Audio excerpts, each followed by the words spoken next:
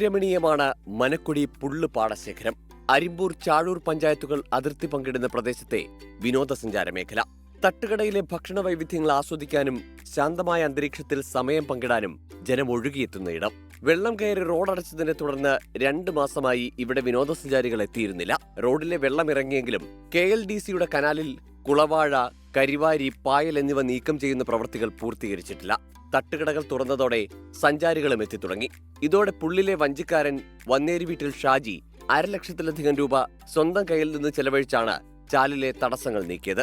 അങ്ങനെ ജനങ്ങൾക്കും കൂടി ഒരു പ്രയോജനമാണ് നമ്മുടെ ഈ ടൂറിസം വന്നുകൊണ്ട്. പിന്നെ ഇതുകൊണ്ട് ഇപ്പോൾ ഞാൻ ഇവിടെ വരുന്നതുകൊണ്ട് ഇഷ്ടംപോലെ തട്ടുകടലൊക്കെ ആളുകൾക്കൊക്കെ കച്ചവടം കിട്ടുന്നുണ്ട്. ഐസ്ക്രീം വണ്ടി ഉണ്ട്.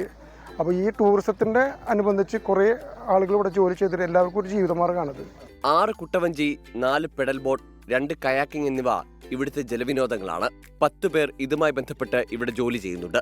വളരെ മനോഹരമായ ഒരു യാത്ര തന്നെയാണ് ഇത്. ഇതിൽ യാത്ര ചെയ്തില്ലെങ്കിൽ ഒരു വലിയൊരു നഷ്ടം തന്നെയാണ് പുള്ളുകാർക്ക്.